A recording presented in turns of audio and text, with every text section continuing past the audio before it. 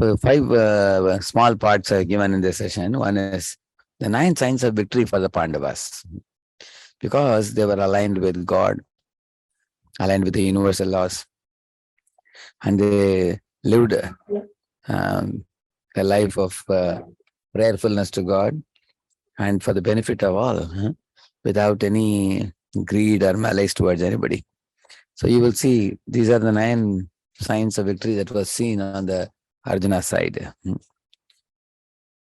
First of all, Krishna's personal presence itself confirms victory. Here is a verse I have quoted here. Jayastu Pandaputranam Yesham Pakshe Janardana. On whichever side Lord Krishna, Lord Janardana is present, that side will emerge victorious. Because the scriptures say, having many material accolades and accomplishments is like a string of zeros. But putting Krishna or God in the beginning is like putting a 1 in front of all of them. So when you put a 1, then even if you have 4 zeros or 6 zeros, the value increases more and more. So here you will find Pandavas were like orphans.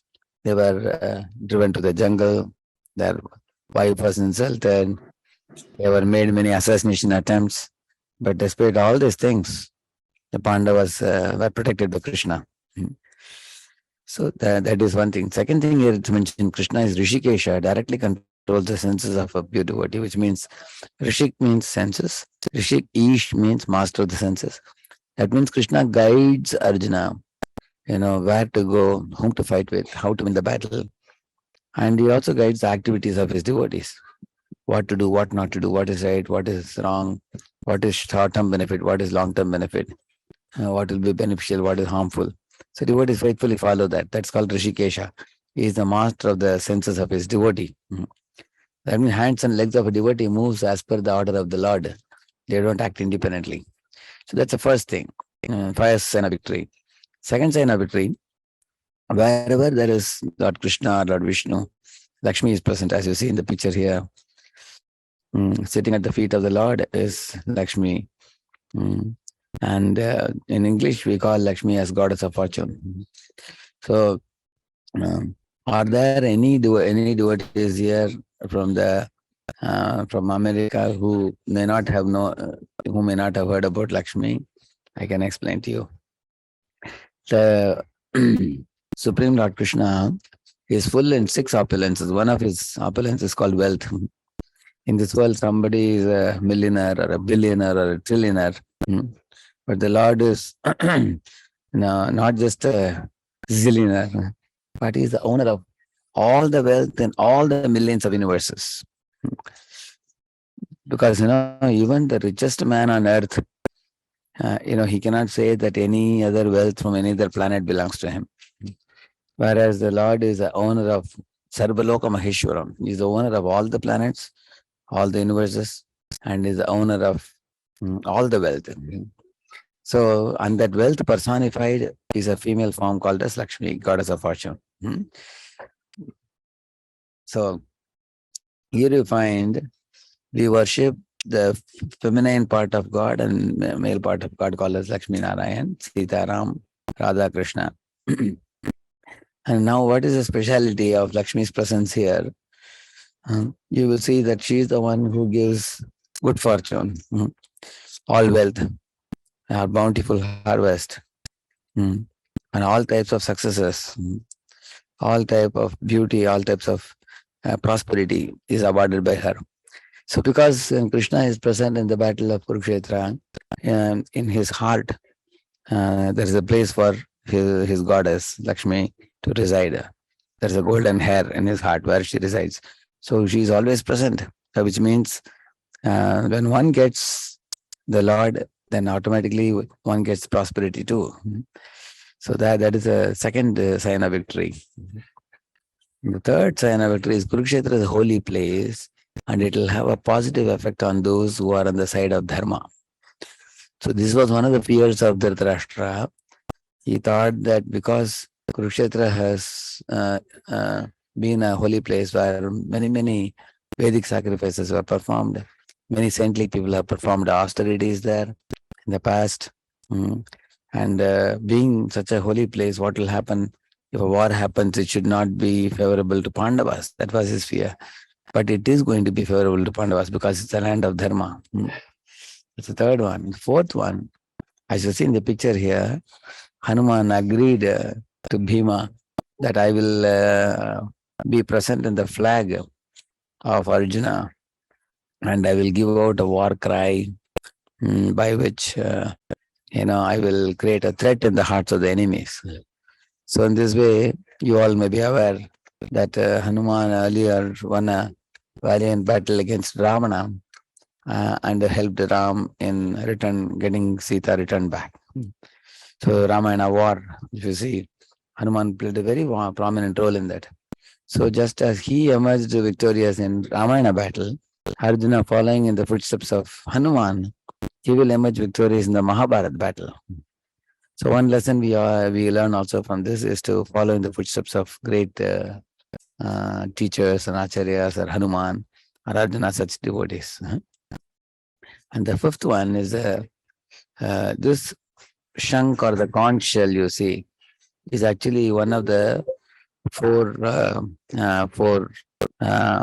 weapons that Lord Vishnu uses. If you see on the right side picture, you see Lord Vishnu has 4 hands and he has a conch, a lotus flower, a mace, and a chakra and a disc. So Lord has 4. So one of them is shank or a conch shell. So in the right side picture, you see Lord Vishnu touched the head of one small 5-year-old boy who went to the forest. His name is Dhruva. And Dhruva meditated on Lord Supreme Lord for 6 months. The Lord was pleased. He gave him his vision. And he touched his head with that shank and produced auspiciousness. After that, Dhruva became an enlightened one. And he spoke many, many streams of beautiful poetry after that. So therefore, the conch is carried by Lord Vishnu. It's auspicious one. So that conch was sounding, that produced auspiciousness for the Pandavas. And the sixth one, especially the conchshells blown by Krishna and Arjuna, they were very special because whenever Krishna takes a conchshell and blows, his pinkish lips, the reddish lips reflect on the shank and may render the conch reddish. In the same manner, anything that comes in touch with Lord Krishna becomes divine, like iron rod put in fire becomes fiery. In the same manner, the material things can be spiritualized. Just like I am now speaking through a laptop, I am spiritualizing the laptop. I am using a mic now, I am spiritualizing the mic. So in this way, anything mundane, material, ordinary can be made spiritual by put to spiritual use. So here, because Krishna took the shank and blew it, he is the father of religious principles. Therefore, the shank is called as Divya Shanko Pradad Madhuhu. Divya means it is divine. And Arjuna, because he is following the Lord faithfully and following the path of morality and moral, ethical, and spiritual life. So therefore, Arjuna aligned with the Lord Krishna. That his blowing of the conch shell is also divine. So, and then Bhishma was observing that Duryodhana is going on making, diplomatic plans and diplomatically speaking to all his army men, and in order to show to Duryodhana that such kinds of diplomatic plans won't work, because when you go against the Lord's plan, you are doomed. In order to show that, Bhishma blew his shank very loudly. You see here the picture. And it is Agnideva's chariot. He, one of the great angels, Agnideva, he gave his chariot to Arjuna. And the horses were given by, Citaratha, who was one of the Gandharvas. That means these are all very great personalities in the universe. When they saw that Arjuna is going to fight a battle to uphold religious principles. So, golden chariot was given by Agni, and the horses were given by Citaratha, the great Gandharva. You can see that. So these are all auspicious signs. And the last one, ninth one, when Krishna and the Pandavas blew the shank, it is said, Hridayani Vedharayat. It is said, the enemy's heart, the Kauravas' hearts were shattered. Because why it was shattered, Prabhupada explains in one of his lectures that the Kauravas were thinking that the Pandavas are finished because they were driven away to forest. They were not having any support. Now 12 years they have been in the jungle. They must be powerless. They must be good for nothing now. That's what they thought. But to their great surprise, they saw that Pandavas were not wasting their time in the jungle. Arjuna went to heavenly planets and got celestial weapons. He got from Lord Shiva Pashupatastra weapon. Bhima also made allies with Hanuman, and Hanuman was giving a war cry. And they also married many princesses of different kingdoms, due to which they got almost 12 allies of 12 different kingdoms. Now all of them assembled together in the battlefield of Kurukshetra with 7 Akshavinis. And Kauravas had 11 and Pandavas had 7. So that put to shock Kauravas headed by Duryodhana. He was surprised how Pandavas have so much support. Because Pandavas are aligned with the Lord Krishna. They always have his expert advice. So therefore Kauravas felt shattering of the hearts. Yeah. Now here comes an important lesson. One of you can read it, please. Just as Arjuna was empowered with 9 signs of victory, you are also empowered by Lord Krishna with many facilities to conquer Maya and attain Krishna's supreme spiritual abode. Like this, like you have good association of devotee friends. Association is one is the devotees. Also, you have books like Bhagavad Gita. You have spiritual movies, Hare Krishna. We have hundreds of skits and spiritual dramas like Ramayana, Mahabharata. And we have spiritual devotional music like the Kirtans, and we have devotee friends. All this is called association. Then we have books like Bhagavad Gita, Srimad Bhagavatam. And Prabhupada has written more than 100 books, and small and big books. So you have this available for you, which will give you the blueprint of life, how to lead our life and what to do, what not to do. Then we have this chanting of Hare Krishna mantra, Hare Krishna, Krishna Krishna, Hare Hare, Hare Ram, Ram Ram, Hare Hare. And in this way, this is a cleansing mechanism. Chanting Hare Krishna, it removes the viruses from the mind and renders it clean. And then you get clarity of vision, clarity of thought, clarity of speech, and a pure lifestyle. And the diet is the prasadam. When you come to ISKCON temple, even Steve Jobs went to one of the ISKCON temples and ate prasad, and he started regularly going. He appreciates very much the pure sattvic prasadam available there. And sattvic prasadam is not only pure, it also cleanses the mind, just like the holy name cleanses. And it also keeps us calm, cool, collected, and focused in spiritual life. And it does not agitate the mind and senses. It does not degrade us. It rather purifies and elevates. And we become free from all entanglements. Granthina vipramoksha, it is said. So, like this, devotees have many things. Apart from that, we have temples, we have, the deity darshan of Krishna in the temples. So we can add many more things to this. But the point is, these are all signs of victory. Victory over what? In this world, everybody is trying to become victorious by making money and, building huge bungalows and getting big cars and materially becoming more stronger and powerful without making any plan for what will happen after death. Actually, that's the way Dhritarashtra and Duryodhana led their lives, if you see. Dhrita means determination. Rashtra means kingdom. He was very firmly attached to possessing the kingdom. When Dhritarashtra was born blind, he always lived in inferiority complex that I cannot become the king. My brother will become the king. Later on, when his brother died, he was temporarily given a king's post for a while till the children may grow up. The point of children were growing up at that time. Um, Later on, you will see that Rashtra saw when the children grew up, he wanted to make his son the king. Mm. So you will see that in this type of mentality of the Dhritarashtra, uh, the material attachment for his son destroyed Duryodhana, destroyed the 100 sons, destroyed the whole Kaurava race. And finally, he and his son, their name only are in the bad books in the whole world. That's all due to material attachment with no spiritual essence.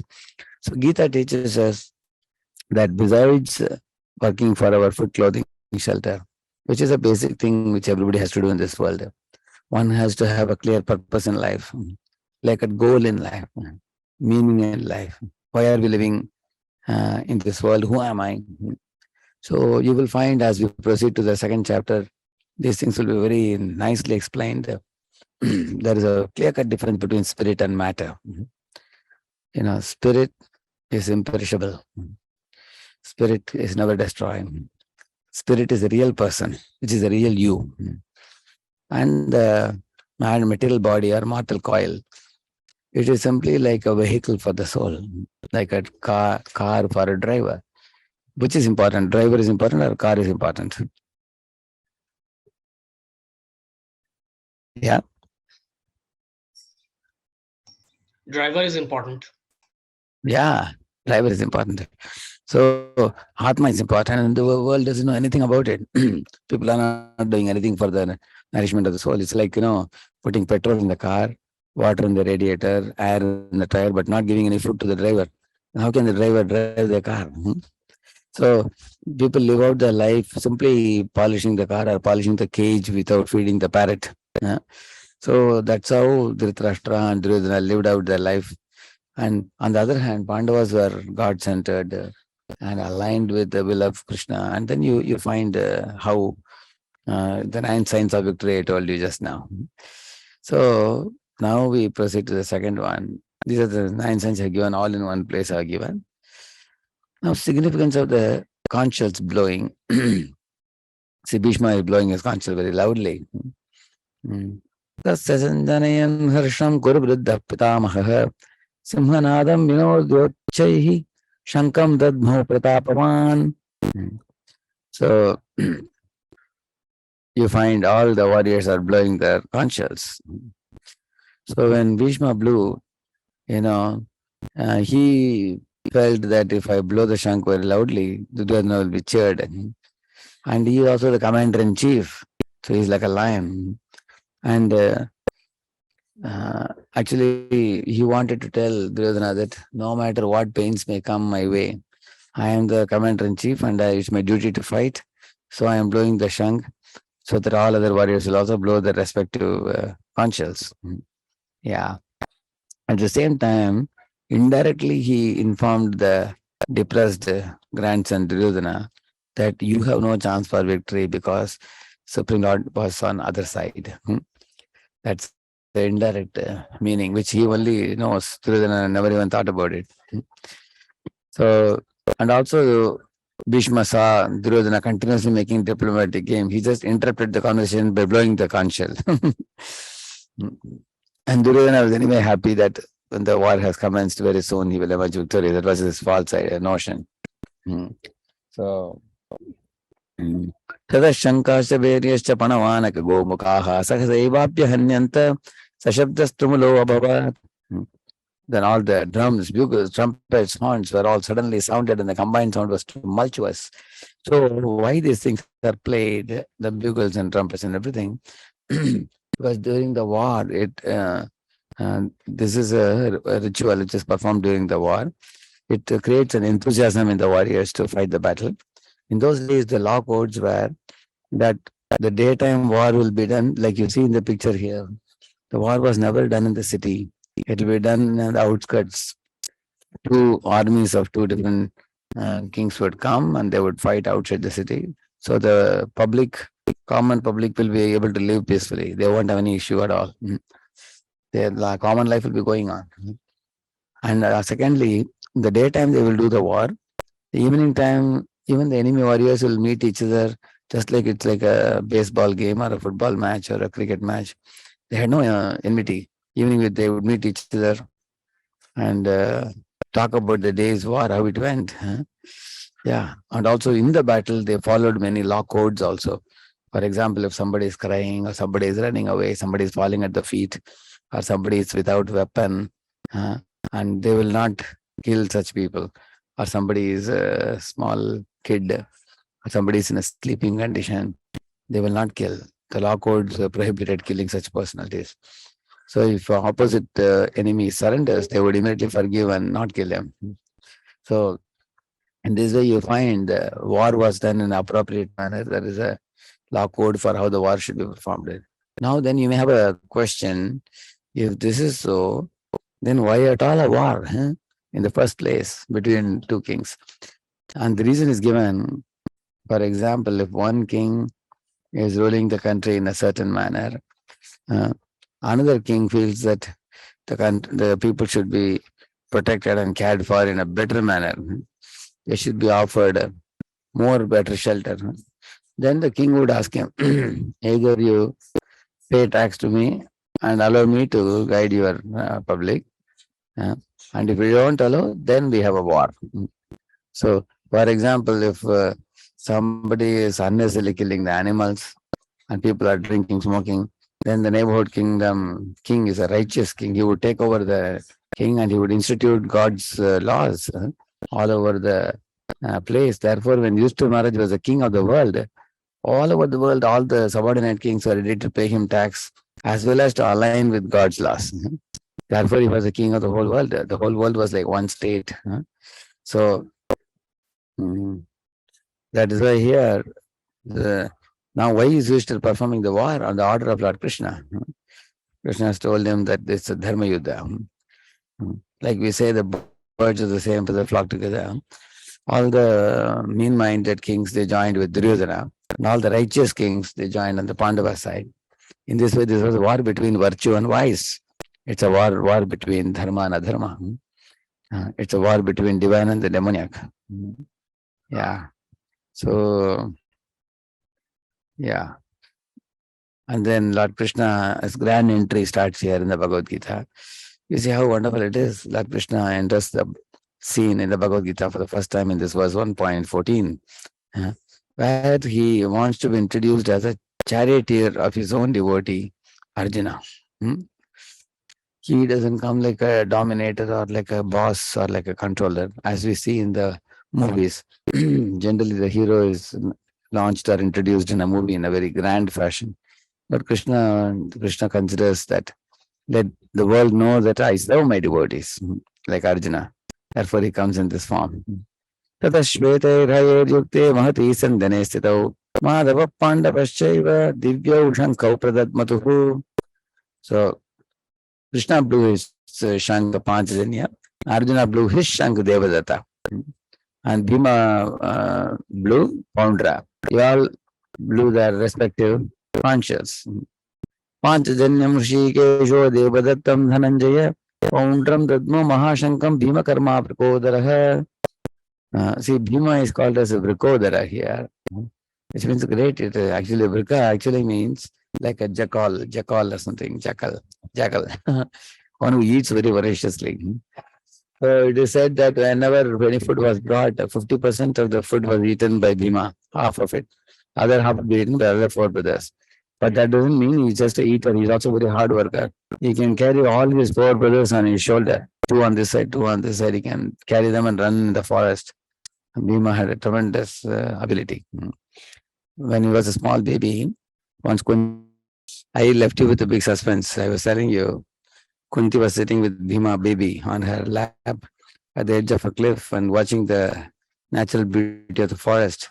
Suddenly she heard the sound of a roaring lion from some bush. Out of fear, she jumped and the child fell off from her lap. And she and Pandu feared that the child would have died because he fell from a cliff down. But then he fell on a rock below and the rock became chur completely. It became broken to pieces.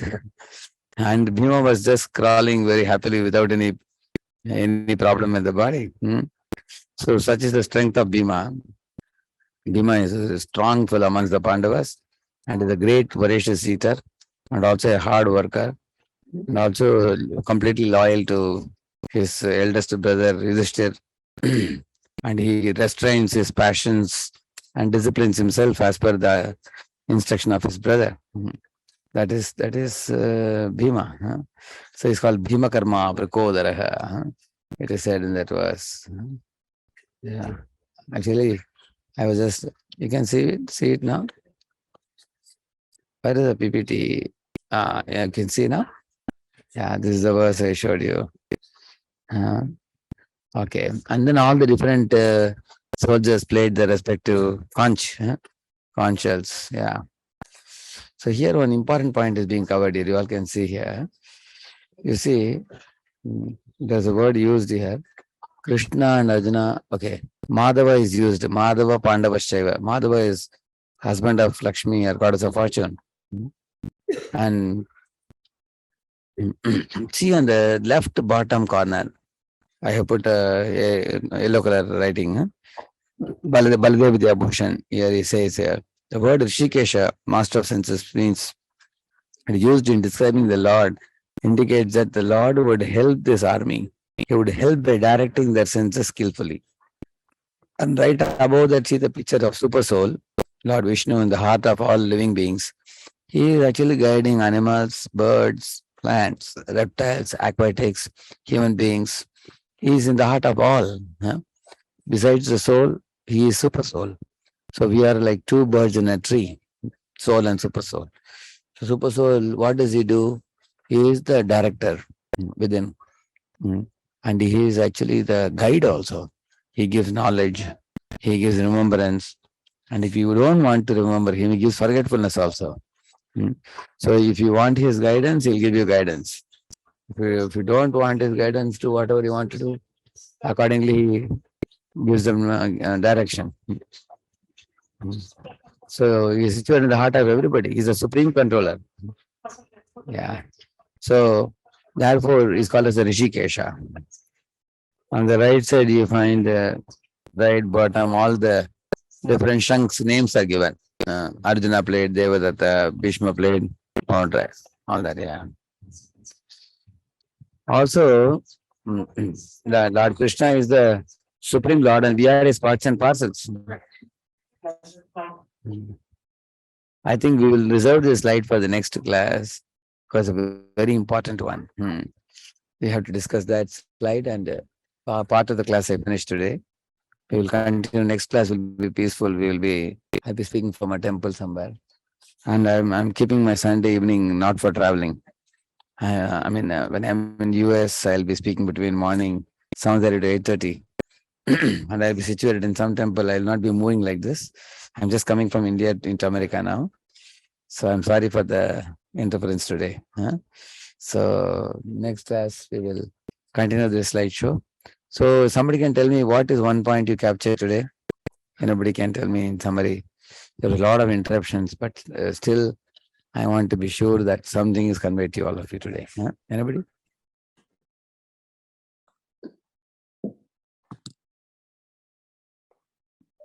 Yes, Ogun, go ahead. Peace and love. So who exhibited that? In my talk, what did I say about peace and love? What did you say about peace and love in your talk? Yeah. In which connection I said that? I'm actually not sure. I wasn't on for the whole thing, so I'm not positive exactly what you said about peace and love. Okay. I was telling about two parties, the Pandavas and Kauravas. So the Pandavas actually were aligned with the Lord, and also they always thought about the welfare of all. On the other hand, the Kaurava party, they were greedy for the land. Duryodhana was greedy for the land and envious of the devotee Pandavas. So that was his disposition. And Father Dhritarashtra was also attached to the kingdom, kingship and the throne. So due to that, everything went bad for them. Everything was destroyed. So we learned that from this we learned the difference between virtue and vice, divine and demoniac. What should one do, what should one not do? Okay, that was one thing I was speaking. Thank you. Anybody else? Anybody else? Yeah, so Hare Krishna, Prabhuji. So one thing, Yes. before earlier, I completed chapter 1 of Gita last month. But one thing I did not know that each of the warriors, right, had their own conch shells, right? I mean, I knew that part, but I did not know there was a name associated with that, right? So that's Yes. something, Right. I'm grateful that I was able to attend today's sessions and learn something new about that. Yeah. And amongst the conchshells, what was special about Krishna's conchshell? Is there a difference between Krishna's conchshell and other conchshells? That I don't know the answer, but I mean, Krishna is supreme God, right? So I'm sure Correct. there must be because of his divine touch, the conchshell became sanctified. In the same manner, anyone or anything comes in touch with the Lord is like an iron rod put in fire becomes fiery. Yes, Similarly, definitely. So this reminds me. Yes. This reminds me of the very last part, right? When the entire dialogues between Arjun and Krishna Bhagwan ends, right? And Arjun is being told to get off the chariot, right? And he first he's like backing out, he's not doing it, but then as soon as he does it, the entire chariot burns up in flame, right? And then it was Krishna Bhagwan who had to explain him, right? That it was Correct. Yes. section. Yeah, you're right. You're right. Yes. Correct. Okay. Thank you. Thank you. Anyone else? Anyone else?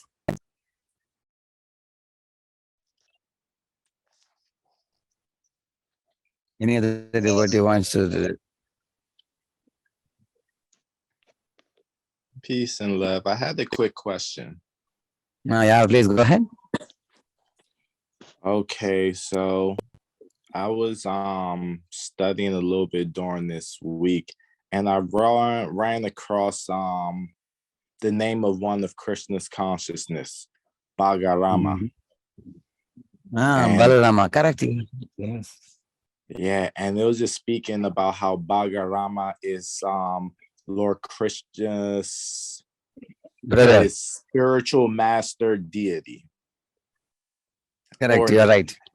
Yeah, his reflection as a spiritual master. Yes. And it was also talking about I hope I'm not messing up the Swami's name, but it's like Swami Prabhupada. Yeah, Prabhupada, correct.